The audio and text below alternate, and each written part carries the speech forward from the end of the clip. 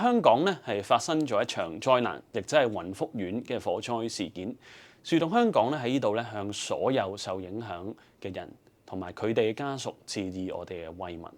而喺呢件事入邊，亦都有好多人係挺身相助。我哋亦都向我哋社區嘅人士同埋參與救援嘅人員咧去獻上敬意。喺呢幾日，樹洞香港會盡我哋力量，為大家去送上實用嘅心理資訊。而今日我想講嘅就係點樣安慰情緒不穩或者有需要嘅朋友。首先，我想同大家講下一啲忌諱，亦即係我哋唔應該做嘅事。我諗大家都知道，去安慰朋友啦，我哋好多時係要問問題嘅。不過喺我哋了解當事人嘅情緒狀態同埋佢哋嘅需要嘅時候咧，其實係唔應該過分深入嘅。舉個例子就係千祈唔好聯繫到呢件事，不斷咁去掘下佢個傷痛，其實係代表啲乜嘢？佢同嗰個人嘅關係，或者甚至係處理一啲深層嘅情感。因為其實呢個災難咧係啱啱發生啊，特別係如果係經歷過創傷嘅朋友，佢呢下個心理狀態咧，其實係非常之不穩定嘅。所以作為一個朋友，我哋需要做嘅要務咧，其實係提供一啲實際嘅支援，同埋提供一個空間俾佢發泄，去穩定佢嘅情緒。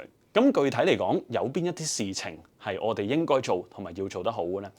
第一部分咧，其實就係關於自己嗰個狀態啊。大家可以留意下我嘅聲線，應該係緩慢同埋沉穩嘅。我哋可以用呢一種聲線去問一問當事嘅朋友，就係你覺得點啊？有冇乜嘢係你會想同我講㗎？或者我喺度係陪緊你嘅，去 show 到俾對方睇你係同在同埋願意去聆聽嘅。可以問下你覺得點？或者有一啲人咧，佢話你覺得點，未必可以好好咁形容到自己嘅感受嘅。可以問下一啲身體嘅象徵，就係而家你個心會唔會覺得好緊？心跳得好快，或者會唔會有手汗？去了解咗佢嘅狀態。跟住我哋亦都可以向佢提供一啲實際嘅支援。就係例如問下有冇地方可以留喺度，或者有一啲具體嘅社會資源，我哋係可以連結去為佢提供一個實際上嘅幫助。而好多人啱啱去安慰朋友嘅時候咧，可能會唔知點樣去應對沉默呢樣嘢。但係沉默或者甚至唔知講啲乜嘢都可以係冇問題嘅。我哋可以同朋友講，雖然我唔係好知講乜嘢好，但係我係會願意陪住你嘅。反而言之，大忌咧就係要對方即刻開心起嚟。